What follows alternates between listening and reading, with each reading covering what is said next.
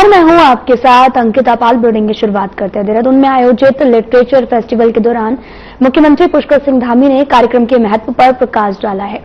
इस दौरान उन्होंने कहा कि उत्तराखंड सदियों से साहित्य और संस्कृति की उर्वरा भूमि पर रहा, जहां महादेवी वर्मा से लेकर रविन्द्रनाथ टैगोर जैसे महान साहित्यकारों ने अपनी अमिट छाप छोड़ी है।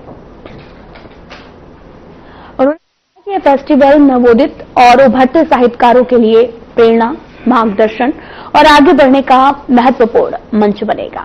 सीएम धामी ने यह भी कहा कि राज्य सरकार साहित्य, संस्कृति और स्थानीय कलाकारों को बढ़ावा देने के लिए लगातार काम कर रही है।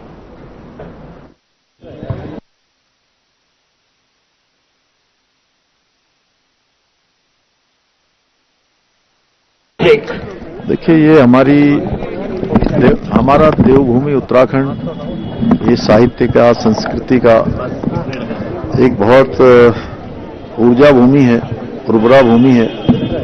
यहाँ पर महादेवी वर्मा जी से लेकर रविन्द्रनाथ टैगोर, अनेक हमारे साहित्य के क्षेत्र में बड़े साहित्यकारों ने, बड़े गीतकारों ने, कवियों ने यहाँ पर अपने लेखन किए हैं। और आज यहाँ पर जो देहरादून में ये लिटरेचर फेस्टिवल आयोजित हो रहा है, निश्चित रूप से ये हमारे सभी जो नवोदित, उदयमान, हमारे ऐसे साहित्य के क्षेत्र में, संस्कृति के क्षेत्र में काम करने वाले हैं, उन सब लोगों के लिए एक बहुत प्रेरणा का कारण बनेगा। उन सबको आगे बढ़ने का अवसर प्रदान करेगा, एक मार्गदर्शन का काम करेगा।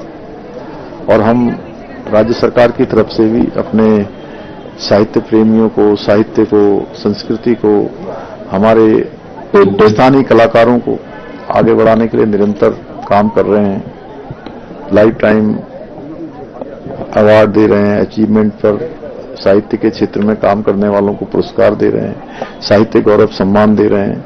और लगातार हम साल में कई सारे हमारे साहित्य के क्षेत्र में काम करने वाले लोगों के साथ बैठकें भी करते हैं, उनके साथ समीक्षा भी करते हैं। उनके जो सुझाव होते हैं उनको हम राज्य सरकार के कामों में भी ला रहे हैं।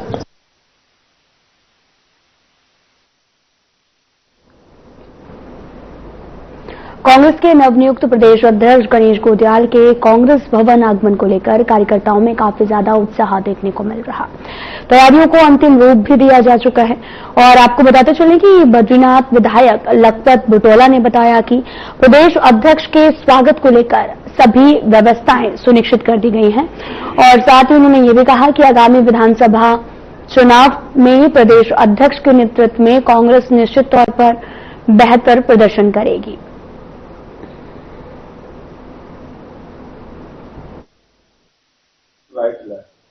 देखिए, 16 तारीख को माननीय प्रदेश अध्यक्ष जी कांग्रेस भवन में आएंगे और अपना कार्यभार ग्रहण करेंगे। उसको लेकर के पार्टी के जो महानगर की जो मीटिंग थी देहरादून को लेकर के, कार्यकर्ताओं से मीटिंग थी, जितने हमारे सीनियर लीडरशिप है उन तमाम लोगों को लेकर के मीटिंग की जा रही थी। और उसमें माननीय प्रदेश अध्यक्ष जी हैं, माननीय प्रीतम जी हैं, माननीय हरक सिंह रावत जी हैं, और CCC के मेंबर माननीय करण मेहरा जी हैं, माननीय हरीश रावत जी के तो अब नेता प्रतिपक्ष माननीय यशपाल आर्य जी हैं, डिप्टी CLP भुवन कापड़ी जी, जितने मेरे सीनियर लोग हैं तमाम लोग आएंगे। और कांग्रेस एक नई ऊर्जा के साथ इस प्रदेश में 2026 के इंड में जो चुनाव होने, उसमें कांग्रेस बड़े बहुमत के साथ जीतेगी। उनके नेतृत्व में चुनाव लड़ा जाएगा और उनके स्वागत के लिए तमाम लोग, आप देख रहे, लोगों में बड़ा उत्साह है, कार्यकर्ताओं में उत्साह है, यहाँ की जनता में उत्साह है। और 16 तारीख को यहाँ पे कांग्रेस के ऑफिस में 12 बजे के आसपास वो अपना कार्यभार ग्रहण करेंगे। अलग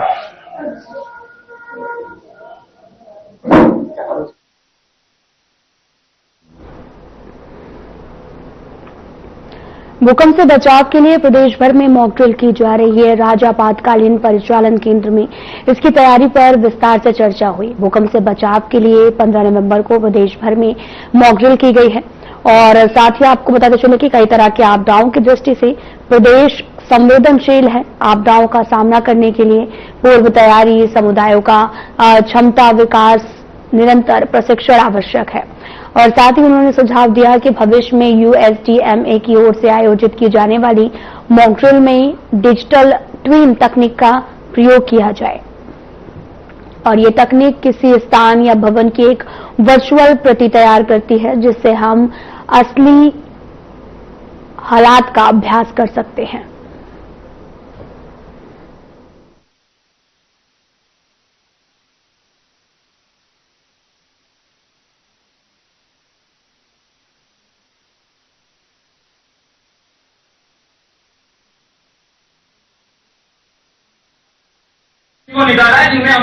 मॉक ड्रिल्स किसी भी इंसिडेंट के लिए हम करते हैं, उसका सबसे बड़ा ध्येय ये होता है कि हम अपने सिस्टम का रिस्पांस और सिस्टम की इफेक्टिवनेस क्या है उसको टेस्ट करते हैं। और विशेषकर हम ये भी उस ड्रिल के माध्यम से करना चाहते हैं कि हमारी तैयारी हमेशा 24/7 रहे। तो समय समय पर हमारा USDMA है और DDMAs है, ये समय समय पर विभिन्न इश्यूज पे मॉक ड्रिल्स करते हैं। जैसे आज पूरे स्टेट में अर्थक्वेक भूकंप को लेकर के मॉक ड्रिल की गई, इसके पहले फ्लड का मॉक ड्रिल किया गया है। अलग अलग समय पे हम लोग करते रहते हैं। इस मॉक ड्रिल में अकेले भी करते हैं हम लोग, state on its own, plus NDMA वगैरह के सहयोग से भी किया जाता है। ये आज के मॉक ड्रिल में सेंट्रल एजेंसीज को ऑब्जर्वर के रूप में भी रखा गया है और इसमें कहां कहां हमारे एरियाज हैं जो इंप्रूव किए जा सकते हैं वो हमें पता चलता है। और अभी सारे डिस्ट्रिक्ट्स और जो हमारा state disaster management agency SDMA, ये भी अपना अभी पूरे मॉक ड्रिल खत्म होने के पश्चात उसको जॉट डाउन करेंगे और जो जो एरियाज हमें पता चलते हैं कि हाँ यहाँ पे इम्प्रूवमेंट की जरूरत है या यहाँ पे कमी रह गई, जो हमारे सेंट्रल एजेंसीज के ऑब्जर्वर्स पॉइंट आउट करेंगे, तो इससे हम अपने सिस्टम को और मजबूत और स्ट्रेंथन करने में सहायता मिलेगी, जिससे कि अगर भविष्य में कभी ऐसी वास्तविक स्थिति उत्पन्न हो तो हम उसको ज्यादा अच्छे तरीके से टैकल कर सकें। देखिए, लगातार USDMA अपनी कार्यवाही, अपनी रणनीति, अपने ज्ञान को, अपनी क्षमता को, अपनी दक्षता को बढ़ाने के लिए प्रयास कर रहा है। इस कड़ी में आज हम लोग भूकंप आधारित मॉक ड्रिल का आयोजन किए हैं। यह आयोजन राज्य के सभी 13 जनपदों में लगभग 80 से अधिक स्थानों पर किया जा रहा है। इसमें विभिन्न स्थानों पर हम लोगों ने अलग अलग सिनेरियो क्रिएट किए हैं। कहीं अस्पताल की बिल्डिंग को ध्वस्त दिखाया गया है, कहीं पुल को ध्वस्त दिखाया गया है, कहीं स्कूल की बिल्डिंग को दिखाया गया है, क्षति पहुंची है, कहीं रास्ते टूटे हैं, कहीं टनल बंद हुई है। तो अलग अलग सिनेरियो क्रिएट किया गया है। कहीं केमिकल रिसाव हुआ है, कहीं फैक्ट्री में क्षति पहुंची है। तो इस तरह से अलग अलग सिनेरियो उत्पन्न करते हुए यह देखा गया है जनपद के लेवल से कि जनपदों में तैयारी का स्तर क्या है। यह भी हम देख रहे हैं कि हमारा रिस्पांस कैसा रहा है, कहां पे कमियां रह गई हैं। कमियां निश्चित रूप से रही हैं, तो कमियों को कैसे निराकरण करें उसकी रणनीति बनाई जाएगी। हम लोग पूरा डॉक्यूमेंट करेंगे कि चीज को और जनपदों के साथ शेयर करेंगे। और जो कमियां हैं, कमियां हमारे मैन पावर की कमी हो सकती है, हमारी ट्रेनिंग की कमी हो सकती है, उपकरणों की कमी हो सकती है, संसाधनों की कमी हो सकती है। तो सभी का मूल्यांकन करने के बाद हम लोग देखेंगे कि किस तरह से हम काम करें और आगे जब कभी भगवान न करे कोई घटना घटे, लेकिन अगर कोई घटना घटती है तो हम त्वरित गति से अच्छे तरीके से बेहतर रिस्पांस कर सकें, लोगों का जीवन बचा सकें। यह उद्देश्य लेकर हम लोग मॉक ड्रिल का आयोजन कर रहे हैं। DCM, BSNL, radio officer, police.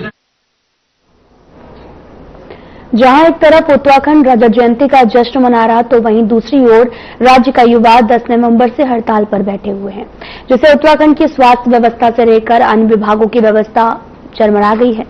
वहीं उपनल कर्मियों के धरने पर पूर्व सैनिक कल्याण मंत्री doctor Harak Singh Rawat parade ground पहुंचे और सरकार को आड़े हाथ लेते हुए कहा कि सरकार को बड़ा दिल दिखाना चाहिए। जिन लोगों ने उपनल कर्मी के रूप में जहां से सेवा दी है वहां नियमित करना चाहिए।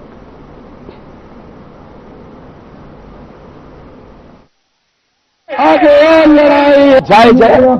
आज अगर चाहे स्वास्थ्य विभाग हो, शिक्षा विभाग हो, चाहे सचिवालय हो, अगर आज उत्तराखंड चल रहा है तो नियमित कर्मचारियों के बलबूते पे नहीं चल रहा है, उपनल कर्मचारियों के बलबूते पे चल रहा है।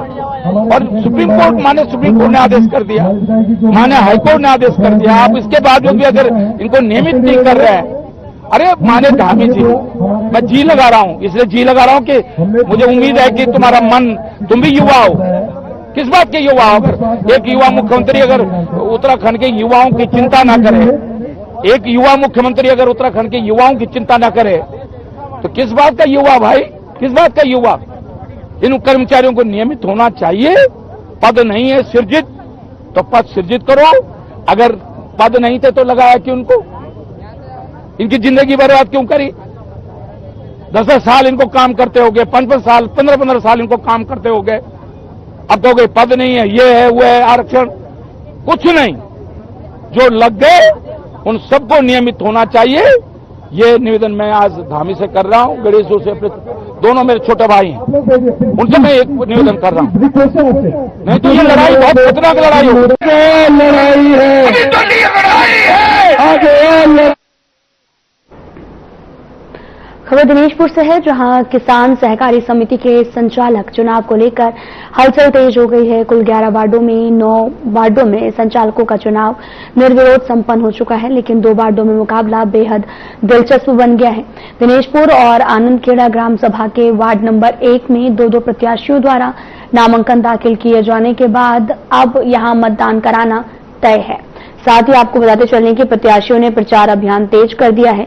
समर्थक लगातार समिति के डेलीगेट से संपर्क बना रहे हैं। बैठकों और जनसंपर्क कार्यक्रमों को तेजी से आगे बढ़ाया जा रहा।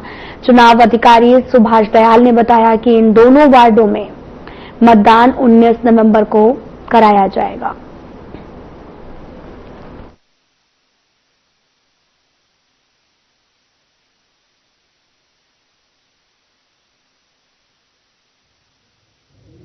ये आज नामांकन पत्र वितरण भी था और आज ही हमने प्राप्त भी किए।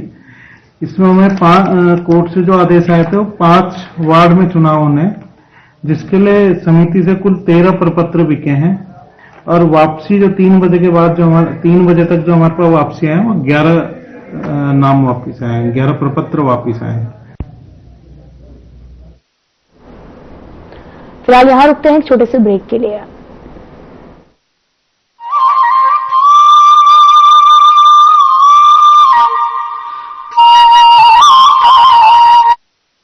किसान हमारे अन्नदाता, इनके पसीने की हर बूंद से ही धरती हरी भरी होती है और हमारे घरों में अन्न का दीप जलता है। उत्तराखंड की ऊंची पहाड़ियों से लेकर हरे भरे मैदानों तक किसान भाई बहन अपनी मेहनत और लगन से इस भूमि को जीवन देते हैं। आज मुख्यमंत्री श्री पुष्कर सिंह धामी जी के नेतृत्व में किसानों की इस तपस्या को सम्मान मिल रहा है। प्रधानमंत्री किसान सम्मान निधि योजना के रूप में प्रधानमंत्री श्री नरेंद्र मोदी जी द्वारा जारी की गई इस योजना की 20वीं किस्त ने किसानों के जीवन में नई रोशनी भरी है। केवल एक क्लिक से डीबीटी के माध्यम से प्रदेश के 8,28,000 किसानों के बैंक खातों में 184.25 करोड़ की राशि पहुंची। ये सिर्फ पैसा नहीं है, ये किसानों की मेहनत का सम्मान है। ये उनके कल की खुशहाली और सुरक्षित भविष्य का वादा है। अब तक उत्तराखंड के किसानों को इस योजना से 3,300 करोड़ से अधिक की राशि मिल चुकी है।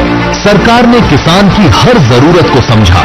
ब्याज मुक्त ऋण, कृषि उपकरणों पर 80% तक सब्सिडी, मुफ्त नहर सिंचाई की सुविधा, गेहूं और गन्ने पर बोनस। आज बागवानी नई उड़ान भर रही है। नई सेब नीति, कीवी मिशन, मिलेट मिशन और ड्रैगन फ्रूट नीति के जरिए खेतों में नए रंग खिल रहे हैं। हर किसान के चेहरे पर मुस्कान है, हर खेत में हरियाली है, हर गांव में खुशहाली है। प्रधानमंत्री किसान सम्मान निधि योजना ने किसानों को ताकत दी है। धामी सरकार की नीतियों ने किसानों को नया भरोसा दिया है। ये है वो उत्तराखंड जहां अन्नदाता सशक्त है और हर खेत समृद्ध। सफलता की राह पर बढ़ रहा किसान, उत्तराखंड सरकार दे रही सम्मान। कुछ लोग खाते पीते तो बहुत बढ़िया हैं, पर फिर भी उनकी सेहत नहीं बनती। पिचके हुए गाल हैं, हड्डियां निकली हुई हैं, पैंटें ढीली हैं, कपड़े जचते नहीं, कोई पर्सनैलिटी नहीं। ऐसे लगता है इधर से खाए जा रहे हैं, उधर से निकले जा रहा है। क्योंकि उनका पाचन तंत्र खराब है। और जब तक के पाचन तंत्र दुरुस्त नहीं होगा, वो जितना मर्जी अच्छे से अच्छा खा ले, उनकी सेहत नहीं बन सकती। इसलिए हमारी संस्था सन्यासी आयुर्वेदा ने एक ऐसी दवा का निर्माण किया है जो कि आपके लिवर को, आपके पाचन तंत्र को दुरुस्त करने का काम करती है, ताकि आप जो भी खाएं उसका पूरे का पूरा निचोड़ आपके शरीर को लगे, आपकी भूख बढ़े, खाया पिया सही से लगे, नया खून बने, हड्डियों में जान आए, वजन बढ़े और आप मोटे तगड़े खूबसूरत पर्सनैलिटी के मालिक बन जाएं।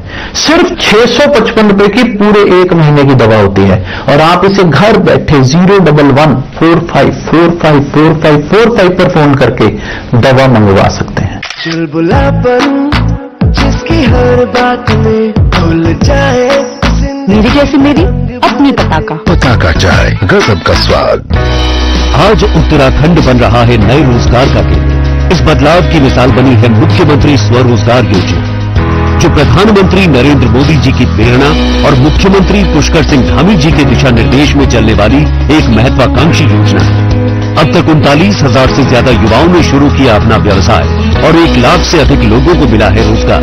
अब सफलता को नई उड़ान देने आई है मुख्यमंत्री स्वरोजगार योजना 2.0।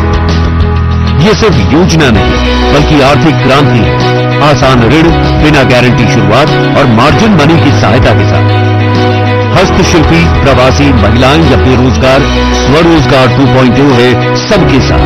ग्रामीण या स्थानीय उत्पाद पर मिलेगी अतिरिक्त मदद ताकि विकास पहुंचे हर घाटी तक। सामान्य वर्ग के युवा को 90% तक ऋण, सिर्फ 10% अंशदान। SC, ST, OBC और पूर्व सैनिकों को 95% तक ऋण, सिर्फ 5% अंशदान। इसके साथ ही महिला, दिव्यांग, ग्रामीण व ODOP उद्यमियों को मिलेगा 5% अतिरिक्त प्रोत्साहन। मुख्यमंत्री स्वरोजगार योजना 2.0 के तहत विनिर्माण इकाइयों के लिए 25 लाख तक, सेवा क्षेत्र जैसे सैलून व टेलरिंग के लिए 10 लाख तक और व्यापार जैसे जनरल स्टोर आदि के लिए भी 10 लाख तक की वित्तीय सहायता प्रदान की जाती है। आपका सपना छोटा हो या बड़ा, मुख्यमंत्री स्वरोजगार योजना 2.0 हर कदम पर आपके साथ है। बिना गारंटी का लोन, जरूरत पर फ्री चेक और सिर्फ 15 दिन में लोन वितरण की गारंटी। अब आपके उत्पाद जुड़ रहे हैं ऑनलाइन बाजारों और हिमाद्री एम्पोरियम से, ताकि आपका कारोबार चले नहीं, बढ़े। साल 2025 से 2030 तक 50,000 से ज्यादा उद्यमी बनेंगे इसका हिस्सा और लाखों को मिलेगा सम्मानजनक रोजगार। मुख्यमंत्री स्वरोजगार योजना 2.0, स्वरोजगार से समृद्धि की ओर।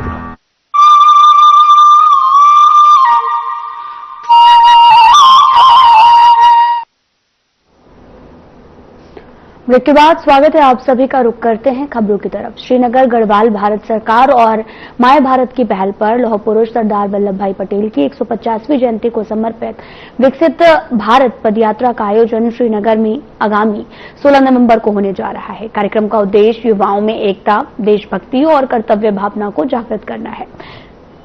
और जिस तरह से सरदार पटेल ने बिखरे हुए भारत को एक भारत बनाने का काम किया, उसी भावना को लेकर ये पदयात्रा युवाओं को और भारत और आत्मनिर्भर भारत के आदर्श को अपनाने के लिए प्रेरित करने को लेकर आयोजित होने जा रहा है। विद्यालय हैं और अपने यूनियन। मैं डॉक्टर राकेश नेगी आनंद, गढ़वाल विश्वविद्यालय के NSS का कोऑर्डिनेटर हूं और आज का हमारे जो प्रेस कॉन्फ्रेंस करने का उद्देश्य है वो है सरदार पटेल जी की 150वीं जयंती के अवसर पर पूरे भारतवर्ष में जो डिस्ट्रिक्ट लेवल पे 3 पद यात्राएं आयोजित हो रही हैं, उस परिप्रेक्ष्य में श्रीनगर गढ़वाल में हमारी द्वितीय स्तर की पद यात्रा का प्रारंभ हम करने जा रहे हैं। इस यात्रा का उद्देश्य विकसित भारत की जो हम सपना देख रहे हैं 2047 माननीय प्रधानमंत्री जी का है। 16 तारीख को इस कार्यक्रम को, 16 नवंबर को इस कार्यक्रम का आयोजन किया जाना है श्रीनगर में। इसके बाद कोटद्वारा में भी इसका आयोजन होगा। भारत सरकार के युवा कार्यक्रम खेल मंत्रालय के अंतर्गत युवा कार्यक्रम विभाग माय भारत के अंतर्गत ये कार्यक्रम किए जा रहे हैं। पूरे देश में ये हर जिले में इस प्रकार की पद यात्राओं का आयोजन हो रहा है और पद यात्राओं से पहले विभिन्न हमारे युवा स्वयंसेवी NSS स्वयंसेवियों के द्वारा अन्य कार्यक्रमों का भी आयोजन किया जाएगा। ये पद यात्राएं पौड़ी में 31 अक्टूबर को हो चुकी है और अभी श्रीनगर और कोटद्वार में ये पद यात्रा का आयोजन होना है।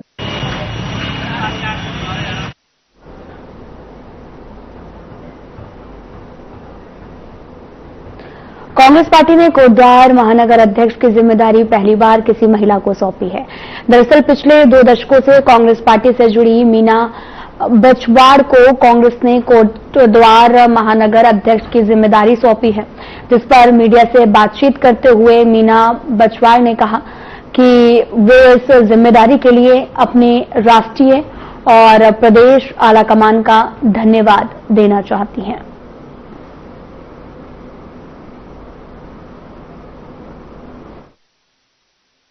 मैं अपने शीर्ष नेतृत्व का धन्यवाद देना चाहती हूँ, आदरणीय सोनिया गांधी जी का, राहुल गांधी जी का, मल्लिकार्जुन खड़गे जी का, वेणुगोपाल जी का, प्रियंका गांधी जी का और हमारे स्थानीय उत्तराखंड के सभी वरिष्ठ नेताओं का मैं धन्यवाद करना चाहती हूँ। उन्होंने मुझे पार्टी में इतनी बड़ी जिम्मेदारी सौंपी है।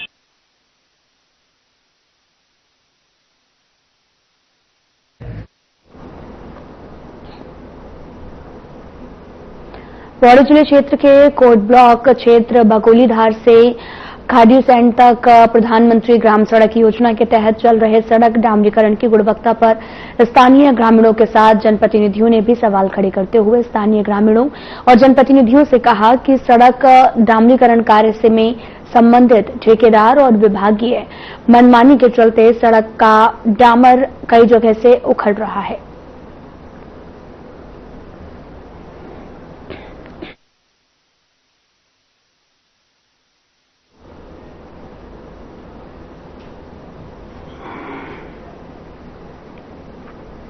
फिलहाल वीडियो में इतना ही। नमस्कार।